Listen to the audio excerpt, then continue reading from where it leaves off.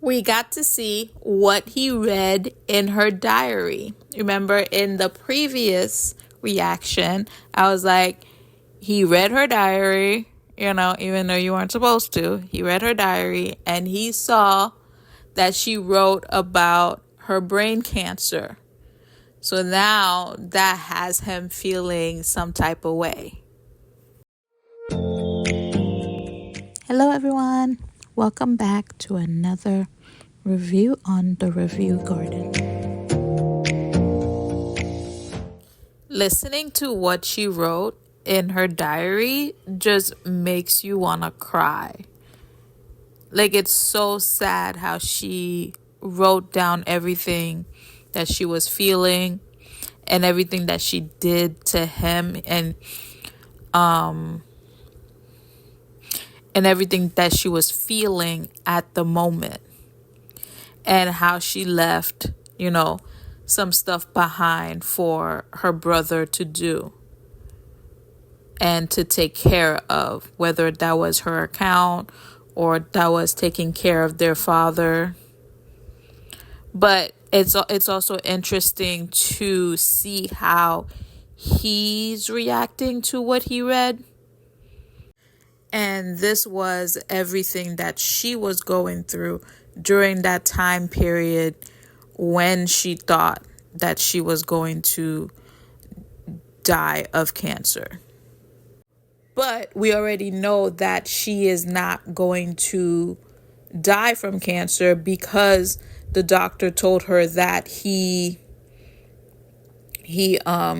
mixed the results. So there were two people with the same name and they got tested the same day and the results were switched. But my thing is, there's two points. So one, are we ever going to hear what exactly was her problem?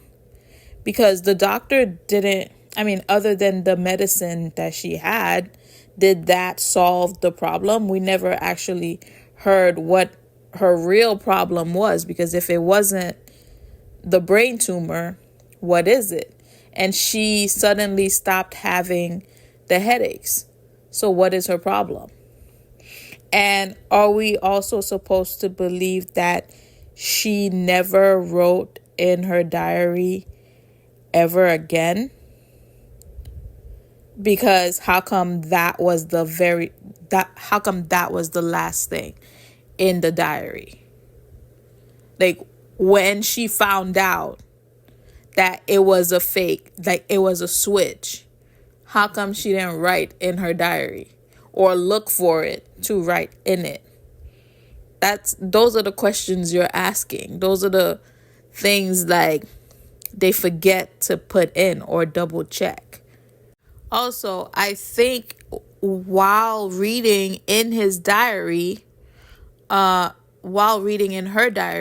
Gojin gets to realize too why she did what she did.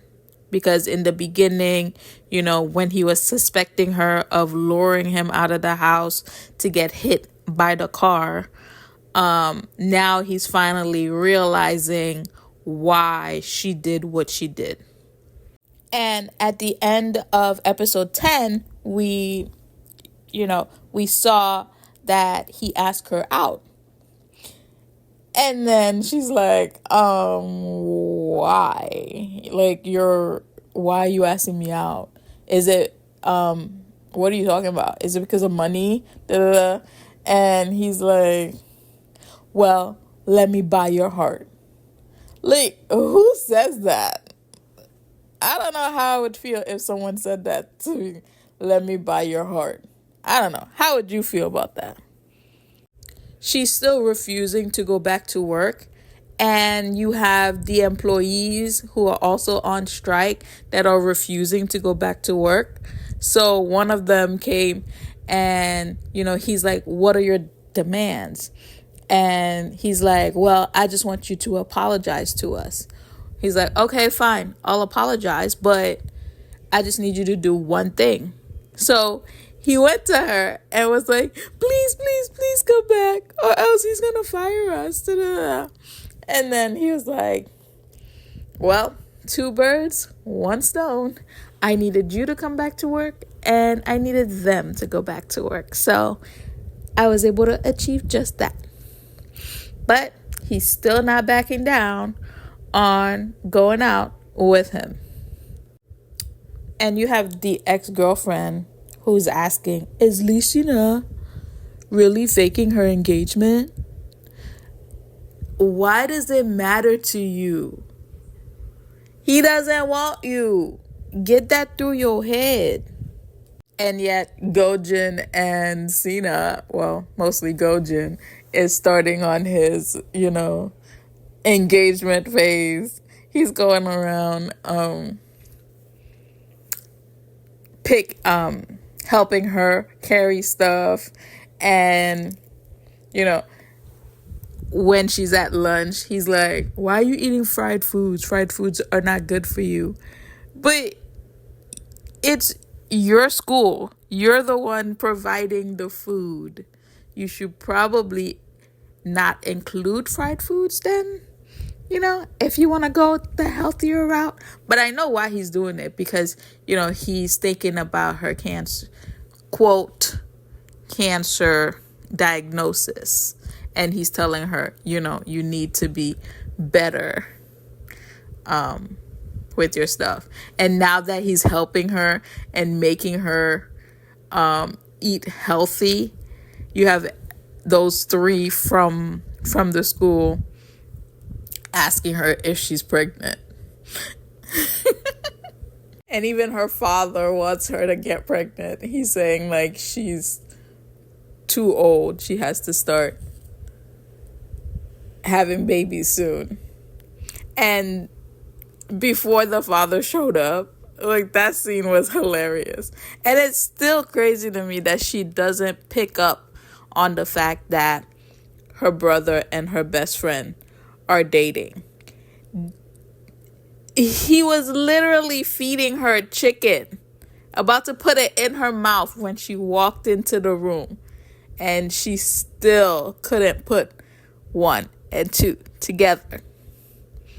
And then and then Gojin was still outside, and he came inside her house, and that's when the father came in. So you have these two couples in the house, and the father comes in, and everybody's scared. And the father's like, you're not living together? I guess I didn't raise you right. The ex-girlfriend is really annoying. She's like, oh, I hate people like Cena. She gets whatever she wants without putting in any effort. And I'm like, do you know how hard this girl worked? Do you know how much of a rude person President Gojin was, before she snapped him into shape? Like, without putting in any effort? That girl went through a lot being his secretary for a whole year. And the reason why the other secretaries couldn't do it is because didn't have her. I guess she had more keeping her working for him. The other ones didn't. She wanted to become a teacher, and the only way she could do that was to be his secretary for a period of time. And it's great. And it's also crazy to me that the best friend is trying to ruin her in the process of ruining Gojin, because he's joining forces with the ex-girlfriend, and he's telling her that, Cena might be after Gojin's money. That's why she pretended to be his wife. And I'm like, you're putting this girl in danger, and she didn't even do anything to you. And if in fact she was pretending, it has nothing to do with Mr. O or the ex-girlfriend. And Mr. O told the ex that you should try to have her teach at your school. That way, Gojin and her won't be close anymore and you can just swoop in. So now the ex is trying to scout Sina. And the only reason Gojin doesn't want her to teach is because he wants her to stay by his side. And you could tell is how much he is falling for her. He is researching the cancer to try to help her get through it and all of that.